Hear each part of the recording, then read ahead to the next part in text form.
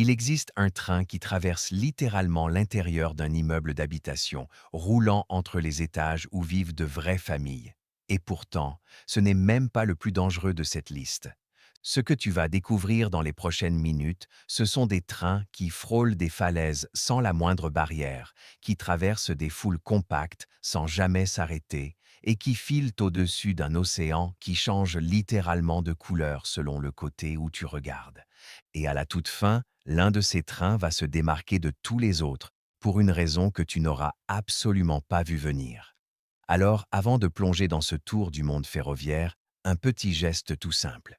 Abonne-toi, parce que certaines de ces images vont littéralement te faire douter de ce que l'ingénierie humaine est capable d'accomplir. Commençons par un rassemblement humain si massif qu'il pousse tout un système ferroviaire à ses limites absolues. Pendant le Bishwa Ijtema, au Bangladesh, l'un des plus grands rassemblements religieux au monde, le réseau ferroviaire local craque littéralement sous la pression. Des trains conçus pour transporter quelques centaines de passagers finissent par emporter plusieurs milliers en même temps. Quand il n'y a plus la moindre place à l'intérieur, les gens grimpent sur les toits, s'accrochent aux portes et se tiennent debout entre les wagons eux-mêmes. Certains parcourent ainsi plus de 30 kilomètres, soit environ 18 miles uniquement pour rejoindre l'événement. Mais ce qui frappe le plus dans cette scène, ce n'est pas seulement le nombre effarant de personnes entassées. C'est l'organisation presque parfaite qui se cache derrière ce chaos apparent. Et pourtant, à des milliers de kilomètres de là, un autre train adopte une approche radicalement inverse. Là-bas, ce n'est plus le train qui ralentit pour la foule. C'est la foule entière qui doit se déplacer pour le train. Juste à côté de Bangkok, il existe une voie ferrée qui traverse directement un marché en pleine activité. Les vendeurs installent leurs étals à même le sol, fruits frais, fruits de mer, plats déjà cuisinés, en ne laissant qu'un espace minuscule autour des rails. Lorsque le train approche, un signal sonore retentit, et en l'espace de quelques secondes seulement, les parasols se replient, les marchandises reculent, et tout le marché se contracte juste assez pour laisser passer le convoi. L'espace laissé de chaque côté descend parfois à moins d'1 mètre, soit environ 3 pieds. Et à peine le train a-t-il disparu que tout reprend sa place en moins d'une minute. Cette chorégraphie improbable se répète ainsi depuis des décennies, avec une précision presque militaire entre vendeurs et conducteurs de train. Mais attends, ce n'est pas encore le plus étrange, parce que dans notre prochaine destination, il n'existe plus la moindre structure humaine pour contrôler quoi que ce soit. Dans une région reculée de Russie, une voie ferrée coupe littéralement à travers un immense lac salé, créant l'une des lignes de train les plus insolites de la planète. Vue du ciel, la voie semble diviser l'eau en deux couleurs totalement distinctes. D'un côté, le lac vire au rouge profond, voire au rose, à cause d'algues qui prospèrent dans le sel. De l'autre côté, l'eau garde une teinte bleu grisâtre plus classique. Cette ligne ne transporte aucun passager. Elle sert exclusivement au transport de sel et de minéraux et s'étend sur plusieurs kilomètres directement au-dessus de l'eau. Aucune barrière, aucun paysage environnant, juste une ligne droite posée sur une surface plate et parfaitement réfléchissante. Selon la saison et la concentration en minéraux, les couleurs peuvent changer radicalement, donnant l'impression que le train avance dans un environnement presque irréel. Mais ce qui rend cet endroit si particulier, ce n'est pas uniquement sa palette de couleurs. C'est son isolement total. Et c'est précisément l'inverse qui nous attend dans la destination suivante. Parce qu'à Chongqing, en Chine, un train ne contourne pas les immeubles. Il les traverse littéralement de l'intérieur. Un bâtiment résidentiel entier a été conçu avec une ligne ferroviaire intégrée directement dans sa structure. Le train passe au beau milieu des étages et s'arrête même à une station construite à l'intérieur du bâtiment. Malgré ce design totalement improbable, l'isolation acoustique est si efficace que le niveau sonore reste autour de 60 décibels, comparable à une conversation normale entre deux personnes. Mais ce qui impressionne le plus, ce n'est pas la prouesse technique en elle-même. C'est la façon dont les habitants se sont adaptés à cette cohabitation, comme si c'était la chose la plus naturelle du monde. Et dans notre prochain arrêt, cette adaptation prend une forme complètement différente. En Thaïlande centrale, sur le barrage de Passak Chonlasit, un train avance directement sur la crête même du barrage, avec de l'eau qui s'étend des deux côtés à perte de vue. Sur cette portion précise du trajet, la voie longe le sommet de l'ouvrage, presque sans aucune séparation visuelle entre le train et le réservoir. Quand le niveau de l'eau monte, on croirait presque que le train glisse directement sur la surface d'un lac. Cette section ne mesure que quelques centaines de mètres, mais elle transforme complètement la sensation du trajet. Les trains y roulent lentement, en partie à cause de l'alignement étroit des rails, mais aussi parce que cet endroit est devenu un point de vue très prisé des voyageurs. Ce qui rend ce lieu unique, ce n'est pourtant pas seulement le décor, c'est le calme absolu qui s'en dégage. Aucun chaos, aucune foule, aucune urgence. Et ce calme ne va pas durer longtemps, car la prochaine ligne que nous allons explorer est tout sauf stable. Dans l'ouest de la Thaïlande s'étend ce que l'on appelle le chemin de fer de la mort. Construite pendant la Seconde Guerre mondiale, cette ligne s'étire sur plus de 400 km, soit environ 250 miles, et fut bâtie dans des conditions extrêmes grâce au travail forcé de milliers de prisonniers. L'une de ces sections les plus impressionnantes longe le bord d'une falaise surplombant la rivière Kwai, soutenue par des structures en bois qui paraissent bien moins solides que n'importe quelle infrastructure moderne. Le train y avance lentement, négociant des virages serrés et des corniches étroites où la moindre erreur ne pardonne pas. Certaines portions ont été directement taillées dans la roche, tandis que d'autres reposent entièrement sur des échafaudages en bois qui épousent la forme même de la falaise. Même si la structure a été renforcée au fil du temps, une grande partie de sa configuration originale reste intacte. Et lorsque le train traverse cette zone, l'exposition au vide devient absolument évidente. Il n'existe presque rien entre la voie et le précipice en dessous. Mais ce qui marque encore plus l'esprit, c'est la vitesse à laquelle cette ligne fut construite, sous une pression extrême et à un coût humain terrifiant. Et après un passage aussi contraint, la prochaine traversée s'ouvre soudainement sur l'immensité de l'océan. Il fut un temps où un train traversait carrément la mer ouverte, avec de l'eau à perte de vue de chaque côté. Pendant des décennies, cette réalité portait un nom, le pont de Pamban, dans le sud de l'Inde. S'étendant sur environ 2,1 km, soit à peu près 1,3 miles, ce pont reliait le continent à l'île de Rameswaram, offrant l'une des sections ferroviaires les plus exposées de toute la région. Sur la majeure partie du trajet, aucune barrière solide ne protégeait les rails, seulement le vent, le sel et l'océan tout autour. Cette exposition n'avait rien de théorique. En 1964, un cyclone d'une violence extrême a littéralement arraché des sections entières du pont, provoquant l'une des catastrophes ferroviaires les plus meurtrières de toute l'histoire indienne. Depuis cet événement, chaque traversée portait un poids particulier. Les trains avançaient avec une extrême prudence, ralentissant dès que le vent se levait, tandis que les vagues s'écrasaient en contrebas et que les rafales frappaient les flancs du convoi. En son centre, une section mobile se soulevait pour laisser passer les bateaux, ajoutant encore une couche de complexité à une traversée déjà fragile. Aujourd'hui, les trains ne circulent plus sur cette structure originale. Un nouveau pont l'a remplacé, conçu pour résister aux conditions qui rendaient autrefois cette route si périlleuse. Et à partir d'ici, l'environnement change encore une fois radicalement. Cette fois, le danger devient beaucoup plus discret, presque invisible. Au Colorado, le chemin de fer de Durango et Silverton suit un tracé taillé dans les parois abruptes d'un canyon il y a plus d'un siècle. La ligne parcourt environ 72 km, soit près de 45 miles, à travers les montagnes de San Juan. Construite à l'origine dans les années 1880 pour transporter argent et or, la voie repose sur plusieurs tronçons, directement sur des corniches étroites, tandis que la rivière Animas coule des dizaines de mètres, plus de 100 pieds, en contrebas. Aucun garde-fou ne protège ces zones, et la distance entre le train et le vide peut sembler dérisoire. Des locomotives à vapeur sont encore utilisées sur de nombreux trajets, avançant lentement le long des falaises, ce qui rend cette exposition encore plus frappante pour les passagers. Mais ce qui distingue vraiment cette ligne, ce n'est pas uniquement la hauteur vertigineuse. C'est la précision avec laquelle le tracé épouse chaque courbe naturelle du canyon. Chaque virage, chaque corniche, chaque section entière est dictée par le relief lui-même. Et cette même logique va réapparaître dans notre prochaine étape, mais poussée à un niveau bien plus extrême encore.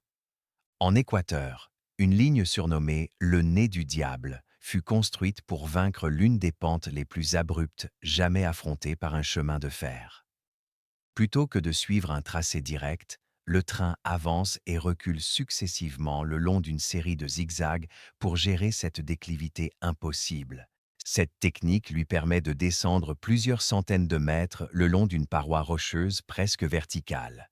La ligne fut achevée au début du XXe siècle, obligeant les ouvriers à creuser à même la roche solide dans des conditions extrêmement dangereuses. Aujourd'hui encore, le train avance lentement dans cette section, effectuant plusieurs manœuvres de recul soigneusement contrôlées pour poursuivre sa descente. Vu d'en haut, ce tracé paraît presque impossible, tranchant brutalement dans le flanc de la montagne. Mais ce qui rend cette ligne si particulière, ce n'est pas seulement son inclinaison extrême, c'est sa manière même de progresser. Au lieu d'avancer d'un mouvement continu, le voyage se découpe en une série d'étapes contrôlées, presque mécaniques. Et après un tracé aussi contraint et directionnel, la prochaine destination va, au contraire, faire disparaître toutes les limites. Dans certaines régions de l'Utah, des lignes de fret traversent un désert à perte de vue, coupant à travers des formations rocheuses rougeoyantes et des étendues totalement dégagées. Ces tracés peuvent s'étirer sur des centaines de kilomètres, bien plus de 100 miles, avec souvent aucune infrastructure alentour.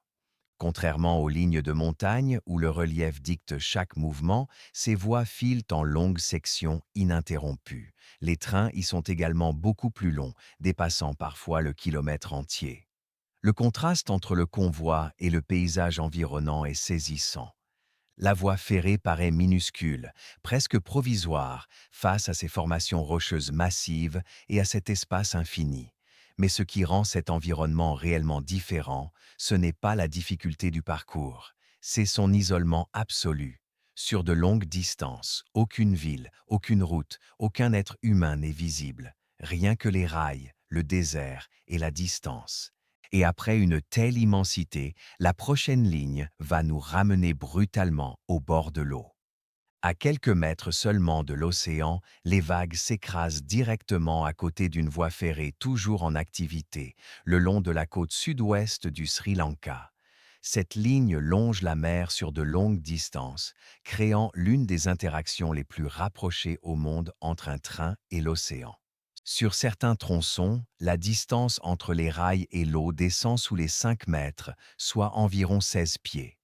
Aucune barrière conséquente ne sépare la voie du rivage, et à marée haute, les vagues peuvent atteindre directement le niveau des rails.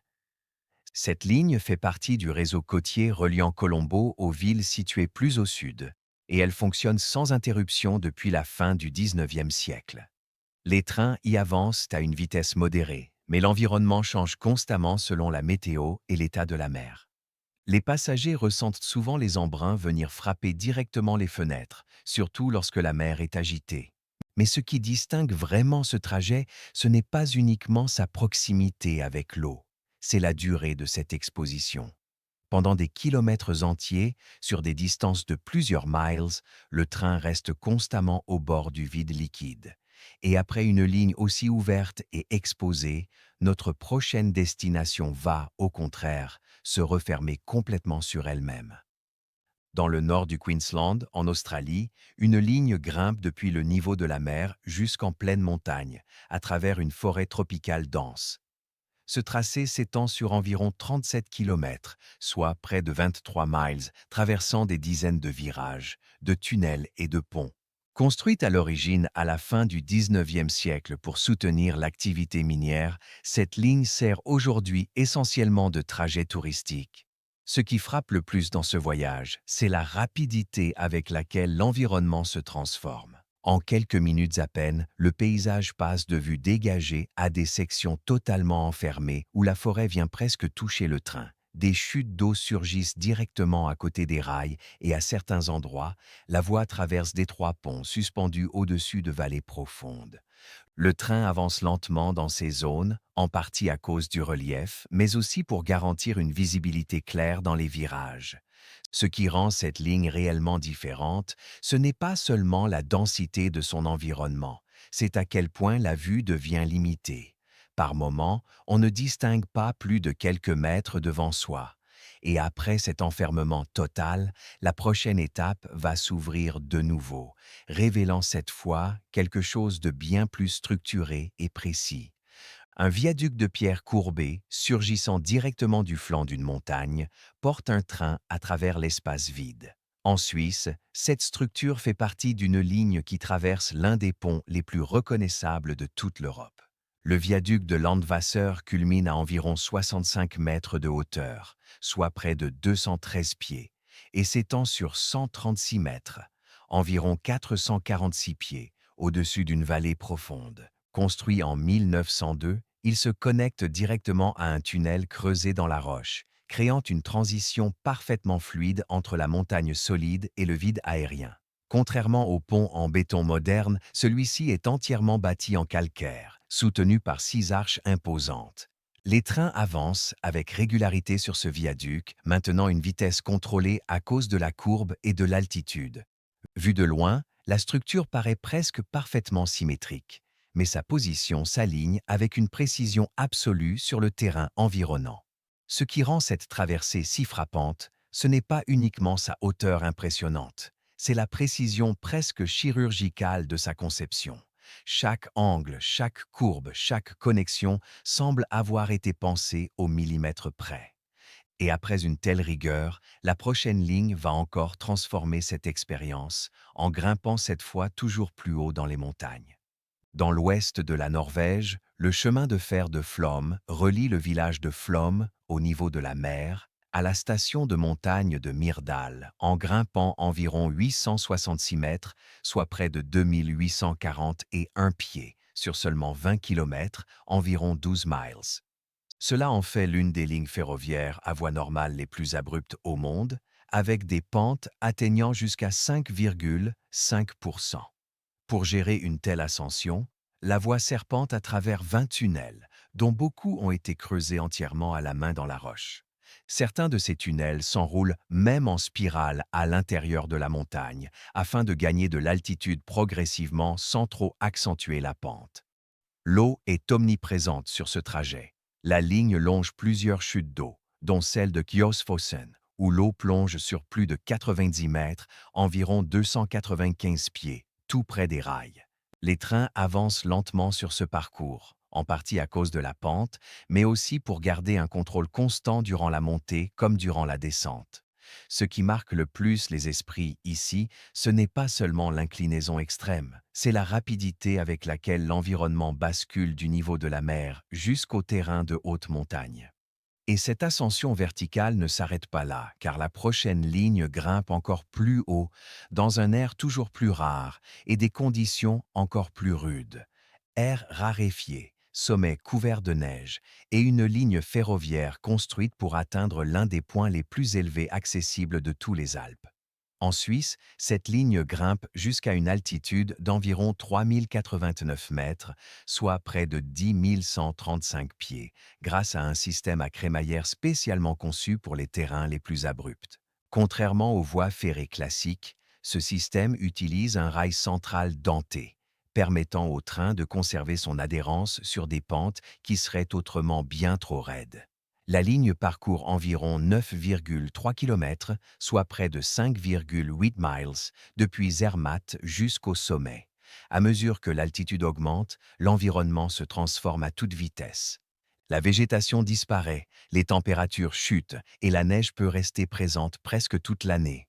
Dans les sections les plus élevées, le taux d'oxygène diminue sensiblement et les conditions météorologiques peuvent basculer en quelques minutes à peine. Cette ligne fonctionne toute l'année, même en plein hiver, grâce à des équipements spécialement conçus pour affronter la neige et la glace. Ce qui distingue vraiment ce trajet, ce n'est pas uniquement l'altitude atteinte. C'est la transition, en moins d'une heure, entre l'ambiance d'un simple village et un environnement alpin extrême. Et après avoir atteint une telle élévation, la prochaine destination bascule complètement, quittant les montagnes pour revenir en plein cœur d'une ville allemande. Dans la ville allemande de Wuppertal, un système de transport fonctionne depuis 1901, ce qui en fait l'un des plus anciens réseaux suspendus de ce type au monde. La ligne s'étend sur environ 13,3 km, soit près de 8,3 miles, et la majeure partie du trajet se déroule directement au-dessus de la rivière Wupper. Au lieu de rails posés au sol, les wagons sont suspendus à une voie fixée en hauteur, créant une forme de déplacement totalement inédite. Ce choix architectural s'explique par l'étroitesse de la vallée, qui laissait trop peu d'espace pour une voie ferrée ou une route classique. Ce système permet une circulation continue à travers la ville, sans jamais interférer avec le trafic au niveau de la rue. Malgré son apparence inhabituelle, il fonctionne comme n'importe quel réseau de transport public, transportant des milliers de passagers chaque jour. La vitesse reste relativement modérée, mais c'est surtout la perspective qui impressionne. Les passagers voyagent au-dessus de l'eau, suspendus entre des structures métalliques, avec la ville entière qui défile tout autour d'eux. Et après un système aussi intégré à la vie urbaine, la prochaine ligne va au contraire nous plonger dans un isolement presque total, loin de toute civilisation. Dans l'Utah, une chaussée ferroviaire traverse le Great Salt Lake, créant un contraste visuel si saisissant qu'il reste visible même depuis l'espace. Cette structure s'étend sur environ 20 km, soit près de 12 miles, reliant les rives est et ouest du lac. Ce qui rend cet endroit si particulier, ce n'est pas uniquement la voie ferrée elle-même, mais son impact direct sur le lac. D'un côté, l'eau garde généralement une teinte bleu profond, tandis que de l'autre, elle peut virer au rose, à cause d'une salinité extrême et de la présence de micro-organismes comme certaines algues et bactéries. Pendant des décennies, cette chaussée solide a limité la circulation de l'eau entre les deux côtés, accentuant encore ce contraste de couleurs. Ces dernières années, une brèche a été ajoutée pour permettre un peu plus de mélange, mais le contraste reste visible dans de bonnes conditions. Des trains de fret empruntent régulièrement cette voie, avançant lentement sur cette surface plate et totalement dégagée. Il n'existe aucun paysage environnant, seulement de l'eau dans toutes les directions. Et ce sentiment d'isolement total va encore s'intensifier dans la prochaine destination, où le trajet devient long, exposé et physiquement éprouvant. En Mauritanie circule l'un des trains les plus longs de toute la planète, reliant la ville minière de Zouéra au port de Nouadhibou. Le trajet complet couvre environ 700 km, soit près de 435 miles, et peut durer plus de 12 heures. Le convoi lui-même peut atteindre des longueurs dépassant les 2,5 km, soit environ 1,5 miles, avec des dizaines de wagons transportant du minerai de fer brut. Bien qu'un wagon soit prévu pour les passagers, beaucoup choisissent, ou sont contraints, de voyager à ciel ouvert sur les wagons de fret. Aucun abri contre le soleil, aucune protection contre le vent, et des températures qui peuvent varier de manière extrême entre le jour et la nuit. Le sable, la poussière et la chaleur accompagnent chaque instant du trajet. Malgré ces conditions rudes, cette ligne reste un moyen de transport absolument essentiel pour la région. Mais ce qui marque le plus dans cette expérience, ce n'est pas uniquement la distance parcourue, c'est l'exposition totale des passagers, livrés sans aucune protection pendant l'intégralité du voyage. Et après un trajet aussi extrême, la prochaine destination va sembler presque l'inverse complet. Plus proche, plus calme et beaucoup plus familière. En Irlande, la ligne reliant Bray à Greystone suit un chemin étroit taillé entre la roche et la mer. Cette section ne mesure que quelques kilomètres, à peine 2 ou 3 miles, mais elle offre l'un des plus beaux segments ferroviaires panoramiques de toute la région. D'un côté, des parois rocheuses abruptes s'élèvent brusquement au-dessus des rails. De l'autre, la mer d'Irlande s'étend à perte de vue, souvent balayée par des vents violents et des vagues qui viennent se briser contre le littoral en contrebas. Cette ligne fut inaugurée au XIXe siècle, et sa construction a exigé une ingénierie particulièrement minutieuse pour s'insérer dans un espace aussi restreint. Les trains y avancent à une vitesse modérée, suivant fidèlement la courbe naturelle de la côte. Cette proximité constante avec la falaise d'un côté et la mer de l'autre crée une sensation d'enfermement permanent, même dans un environnement pourtant totalement ouvert. Mais ce qui distingue vraiment cette ligne, ce n'est pas sa difficulté, c'est son équilibre. La voie ferrée se glisse avec une précision parfaite entre deux forces opposées, la terre et l'eau. Et après un trajet aussi contenu, notre dernière destination va s'ouvrir une ultime fois vers l'extérieur, vers l'espace libre. Juste au large de la côte sud-est de l'Angleterre, la ligne ferroviaire de Southend Pier longe la plus longue jetée de plaisir au monde, s'étirant sur environ 2,1 km, soit près d'1,3 mile, au cœur de l'estuaire de la Tamise. Et contrairement à absolument tout ce que nous venons de traverser ensemble, celle-ci n'a rien de dangereux. En réalité, elle existe pour une raison exactement inverse. Les eaux peu profondes de cette zone rendaient impossible l'accostage des plus grands navires près du rivage.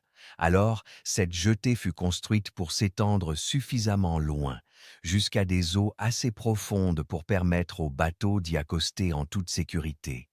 Avec le temps, cette simple nécessité pratique s'est transformée en quelque chose de complètement différent. Un chemin de fer qui ne cherche pas à vaincre le danger, mais à l'éliminer entièrement. Pas de falaise, pas de chaos, pas de risque. Juste une voie stable et rectiligne, posée bien au-dessus de l'eau. Et c'est exactement pour cette raison qu'elle se distingue de toutes les autres. Parce qu'après tout ce que tu viens de découvrir, cette ligne est la seule qui n'a jamais été conçue pour défier le monde, mais simplement pour l'atteindre.